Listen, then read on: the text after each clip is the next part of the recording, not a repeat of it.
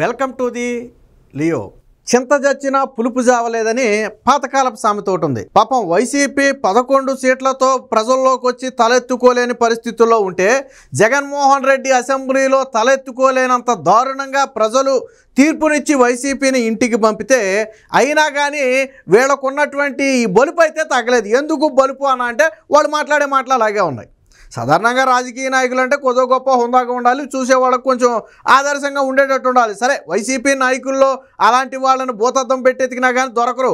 సాధారణంగా వేరే పార్టీల్లో గమ్మున ఉన్న వాళ్ళు కూడా వైసీపీ పార్టీలోకి వెళ్ళిపోయేటప్పటికి వాళ్ళలో ఏదో ఒక కొత్త రకమైన మనిషి కనపడతాడు. మరి బహుశా అలాంటి వాళ్ళనే ఆ పార్టీలో చేర్చుకుంటారేమో మనకు తెలియదు. కానీ ఆర్కే రోజా పరిచయం అవసరం లేని పేరు 2 తెలుగు రాష్ట్రాల్లో కూడా బాగా తెలుసు. ఆవిడ పనిచేసి ఏ రోజు ప్రజల్లో నిలబడలేదు. కానీ ఆవిడ నోటి దూరతోనో లేదా చేష్టలతోనో నిత్యం ఏదో ఒక వివాదం సృష్టించి అటు వార్తల్లోనూ ఇటు ప్రజల్లో నోట్లోనూ నానడం రోజాకి అలవాటు. రోజా లాంటి మరి రోజా ఏం చెప్పుద్ది? మేము అద్భుతమైన పాలన చేసాం, నగరికి నేను చేసిన అభివృద్ధి ఎవరు చేయలేదని చెప్పుద్ది. మరి ఎందుకంత దారుణంగా ఓడిపోయావు? మీకు తెలుసో లేదో 2019లో కూడా చావు తప్పికొని లొట్టపోయినట్టు గెలిచింది రోజా. మెజారిటీ లేదు, 3,000 నుంచి 5,000 లోపు ఉన్నట్టుంది రోజా. 2,000 రోజా మెజారిటీ. అంటే 2019లో జగన్మోహన్ రెడ్డి ప్రపంచం అనుకున్న సమయంలో కూడా చావు తప్పి కన్నులు లొట్టపోయింది. అది కదా మన పరిస్థితి. ఇక మొన్న ఎన్నికల్లో అసలు సీటే రాదనుకున్నారు. సరే, జగన్మోహన్ రెడ్డి కాళ్ళ మీదే పడిందో లేదా ఇంకా ఎవరి కాళ్ళ మీద పడిందో తెలియదు. కానీ సీట్ అయితే సంపాదించుకుంది. కానీ ప్రజలు మాత్రం నగరిలో రోజాని యాక్సెప్ట్ చేసే పరిస్థితి లేదు. అయితే రోజా ఏదో నిన్న మొన్న ఏదో సభలో మాట్లాడింది.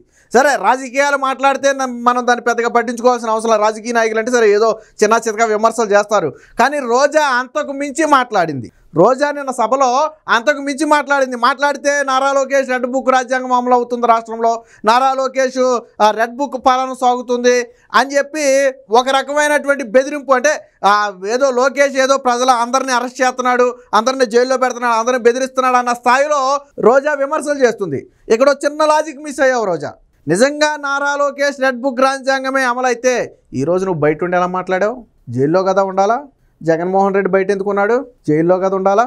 ఎంత చిన్న లాజిక్ ఎలా మిస్ అయ్యావు రోజా? నిజంగా నారా లోకేష్ రెడ్ బుక్ రాజ్యాంగం అయితే ముందులో అనకెళ్ళాల్సింది నువ్వే. రోజానే ముందులో అనక పంపాలి. ఆడుదాం ఆంధ్ర పేరుతో 100 కోట్ల రూపాయలు స్కామ్ చేసామని ఆరోపణ ఉంది. ఆ ఒక్కటి చాలదా నిన్ను తీసుకెళ్ళి బొక్కలేయటానికి? కానీ పద్ధతి ప్రకారం, చట్ట ప్రకారం నేరం నిరూపించబడితే అప్పుడు శిక్ష వేస్తున్నారు, అప్పుడు ఆ చర్యలు తీసుకుంటున్నారు. సరే, ఇవాళ రేపు నీకు తప్పు పోవచ్చు. కానీ ఏడాది పాటు నువ్వు బయట ఎలా ఉన్నావు? నారా లోకేష్ రెడ్ బుక్ రాజ్యాంగం నిజంగా అమలు చేస్తే నువ్వు ఆ పేరు కూడా తలవలేవు, ఆ తలవడానికి కూడా భయపడతావు. నారా లోకేష్ అనే వ్యక్తి రెడ్ బుక్ రాజ్యాంగం అమలు చేస్తే ఆ రెడ్ బుక్ రాజ్యాంగం లేదా నారా లోకేష్ అనే పేరు తలవడానికి కూడా భయపడతారు వైసీపీ నాయకులు. నారా లోకేష్ ఏం చెప్పాడు స్పష్టంగా? గత ప్రభుత్వ హయాంలో హద్దు మీరి ప్రవర్తించిన వారు, నిబంధనలకు విరుద్ధంగా ప్రవర్తించిన వారు చట్ట ప్రకారం, చట్టం అంటే అది లోకేష్ చేతిలో లేదు, చట్టం అనేది చట్ట ప్రకారం శిక్షించబడతారని చాలా స్పష్టంగా చెప్పాడు. మీరు అన్నారుగా, అంతెందుకు నువ్వు అనలేదా? నా ప్రతిపక్షంలో ఉన్న సమయంలో, టీడీపీ ప్రతిపక్షంలో ఉన్న సమయంలో నువ్వేమన్నావు? నారా లోకేష్ రెడ్ బుక్ని మడిచాడని పెట్టుకోమన్నావా? నారా లోకేష్ రెడ్ బుక్ని మడిచి ఆడపెడతాడని అడిగావా? మరి ఇప్పుడు ఎక్కడ పెట్టుకున్నాడని చెప్పి రెడ్ బుక్ అని చెప్పి కలవెత్తున్నారు. సో దీనికి సంబంధించి ఇంకో కొన్ని మాటలు కూడా మాట్లాడింది, ఒకసారి చూద్దాం. సో రోజా నిన్న సభలో ఏదో మాటలు మాట్లాడింది, ఒకసారి విందాం. ఈరోజు ప్రెస్ మీట్ పెట్టి ఒక పక్క చంద్రబాబు నాయుడు గాని ఈ గాల్లో గెలిచిన గాలి నా కొడుకులు ఎక్కువైపోయినారు రాష్ట్రంలో ఎమ్మెల్యే. గాలిలో గెలిచిన గాలి నా కొడుకులు అంట. మరి ఒక మాజీ ఎమ్మెల్యే, ఒక మాజీ మంత్రి, ఒక ప్రజాప్రతినిధి మాట్లాడాల్సిన మాటలేనా? సరే, వైసీపీ నాయకుల్లో సంస్కారం గురించి మాట్లాడటం తప్పే, చూసేవాళ్ళకి అనిపించవచ్చు. మీరు ఏ పార్టీ గురించి మాట్లాడుతున్నారు, ఆ పార్టీలో సంస్కారం ఎలా ఉంటుందని మీరు అనొచ్చు. కాకపోతే ఒక మహిళ కదా రోజా. ఒక అంబటి రాంబాబు, ఒక అవంతి శ్రీనివాసలో, గోరంట మాధవో కాదు కదా. రోజా ఒక మహిళ కదా. కనీసం ఆ మాత్రం ఇంగిత జ్ఞానం ఉంటుందని అనుకోవడంలో తప్పులేదు కదా. కానీ తప్పే, రోజా లాంటి వ్యక్తుల్లో సంస్కారం ఎతకడం తప్పే. గాలిలో గెలిచిన గాలి నా కొడుకులంట.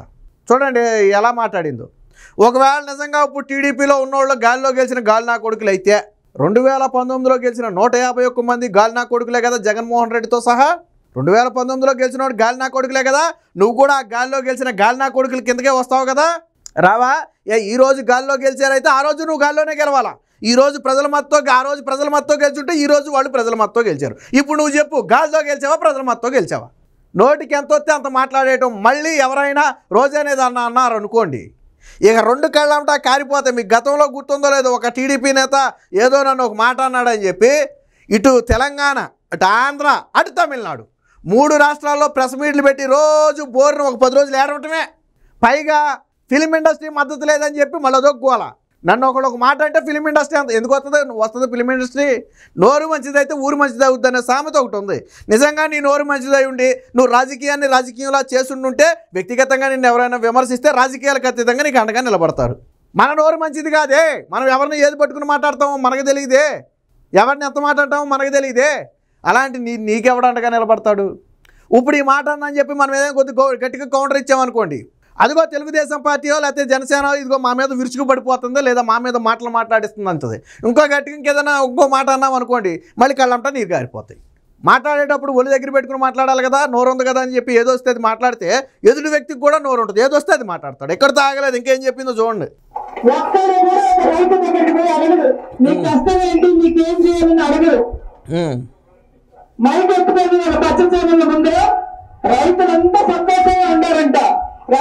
సరే, టీడీపీ నేతలు, జనసేన నేతలు, బీజేపీ నేతలు పచ్చ ఛానల్స్ ముందే మాట్లాడుతున్నావు. మరి నువ్వు బ్లూ ఛానల్ ముందు మాట్లాడలా? నువ్వు మాట్లాడేది బులుగు ఛానల్ ముందే కదా, సాక్షి ఛానల్ ముందే కదా నువ్వు మాట్లాడేది. నువ్వు ఏ మీడియా ముందుకన్నా వచ్చావా? రైతులకు ఈరోజు కూటమి ప్రభుత్వం అండగా ఉంది. ఒకవేళ నిజంగానే కూటమి ప్రభుత్వం అన్యాయం చేసింది అనుకోండి, ప్రజలు చూసుకుంటారు, రైతులు చూసుకుంటారు. జగన్మోహన్ రెడ్డి 5 ఏళ్లలో ఏం చేశాడని ప్రతిపక్ష హోదా కూడా ఇవ్వలేదు. నువ్వు దానికి సమాధానం చెప్ప ఎన్నొద్దు. నగరీ గురించి మాట్లాడదాం, రాష్ట్రం మొత్తం మనకెందుకు కానీ నగరీ గురించి మాట్లాడదాం. నగరీకి నువ్వు అంత ఓడబొడి చెప్తే, నువ్వు 5 ఏళ్ళలో అంతకుముందు 10 ఏళ్ళలో అధికారంలో ఉన్నావు కదా, నువ్వు ఎమ్మెల్యేగా ఉన్నావు కదా. నగరీకి నువ్వేం చేసావు చెప్పు? నగరీలో నిన్ను ఎందుకు ఓడించారు చెప్పు? సాధారణంగా రాజకీయాల్లో గెలుపోవడం సహజం, నేను దాని గురించి మాట్లాడను. కాకపోతే నోరు అదుపులో పెట్టుకుని మాట్లాడకపోతేనే ఇలా తిరిగి మాట్లాడాల్సి వస్తుంది. ఇంకా ఏం మాట్లాడిందో వినండి. ఇస్తున్నారంట జగన్మోహన్ రెడ్డికి రోజుకి పిచ్చి, అందుకే ఊటే అమలు చేస్తుంది అంటున్నారు. ప్రజల్లో మేము పిచ్చి అంటంలో తప్పులేదు, ఎందుకంటే మీరు చేసే చేష్టలు అలాగ ఉన్నాయి. రాజకీయం అలా చేస్తే సరే, ఏదో రాజకీయం చేసింది అందరూ. మీరు గాలినా కొడుకులు, గాలిలో గెలిచారు, లేకపోతే రెడ్ బుక్ మడిచి ఎక్కడైనా పెట్టుకో, ఇలాంటి మాటలు మాట్లాడితే పిచ్చోళ్ళే అంటారు. ప్రజలేం పెచ్చోళ్ళు కాదు కదా, ప్రజలు పెచ్చోళ్ళు కాదు కాబట్టే మిమ్మల్ని ఓడించారు. ప్రజలు పిచ్చోడు అయితే పాపం మీరు ఇచ్చిన సంక్షేమానికో లేకపోతే ఇంకోదానికో ఆశపడి ఓటేద్దరు కదా. మీరు చెప్పుకుంటున్నారు కదా మేము 2 లక్షల కోట్లు సంక్షేమం ఇచ్చామని, ప్రజలు ఓటేయలేదుగా మిమ్మల్ని. పెచ్చోళ్ళు కాదు కాబట్టే ప్రజలు ఓటేయలే. పోలీసులకి పనిచేస్తున్న అవకాశం మీరు ఎంతసేపు రెట్లకి రాజ్యాంగం, ఎవరి మీద కేసు పెడదామా, ఎవరిని లోపలేద్దామా, ఎవరిని కొడదామా, ఎవరిని బెదిరిద్దామా అని. నిజంగా నారా లోకేష్ రెడ్ బుక్ రాజ్యాంగం అమలు చేస్తే ఈ రోజు నువ్వు జైల్లో ఉండాలి. నారా లోకేష్ అనే వ్యక్తి రెడ్ బుక్ రాజ్యాంగం అమలు చేస్తే రోజా అనే వ్యక్తి రోజు జైల్లో ఉండాలి. నువ్వు జైల్లో ఉన్నావా బయట ఉన్నావా? బయటే కదా ఉన్నావు. అంటే రెడ్ బుక్ రాజ్యాంగాన్ని ఏమో అమలు చేయలేదే. అలా అమలు చేస్తే హిట్ లిస్ట్లో మొదటి నిన్నే వేయాలి లోన. నోటికి ఇష్టం వచ్చినట్టు మాట్లాడావు ఆ రోజు. చంద్రబాబు నాయుడు ఎద్దు దున్న ఏడుతుంటే మాట్లాడావు నువ్వు.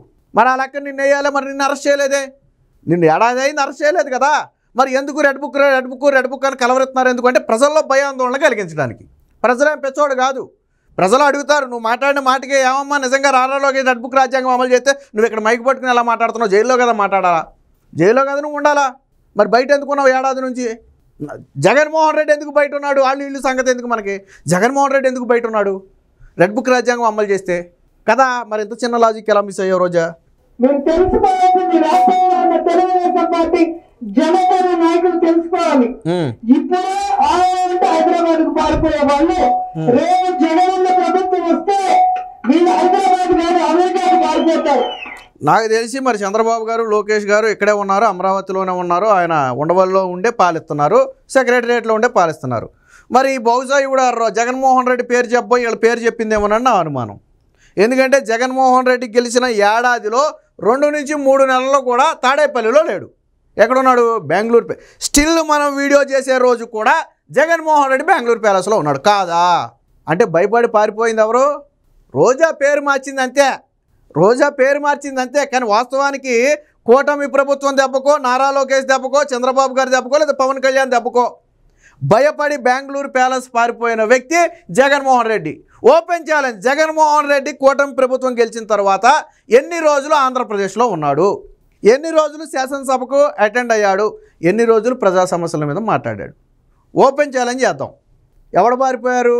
జగన్మోహన్ రెడ్డి పారిపోయాడు. జగన్మోహన్ రెడ్డి పారిపోయాడు. పైగా బెదిరెత్తుందో చూడండి, ఏమని బెదిరెత్తుందో.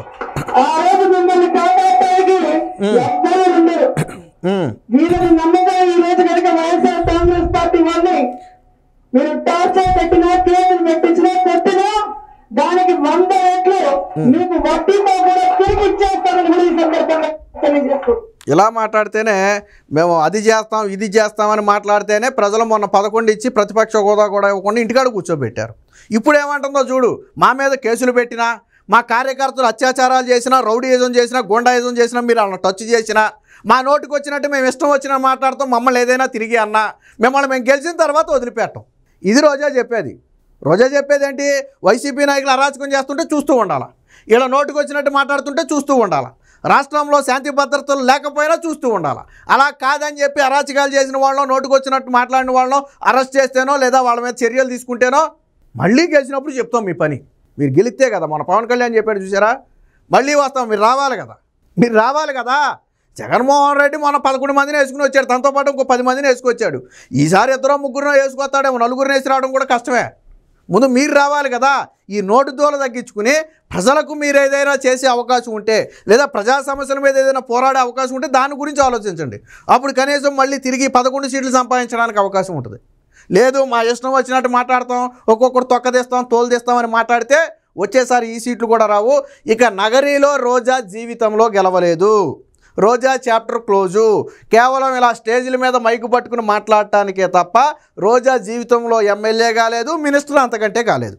Please subscribe to Leo news for more videos.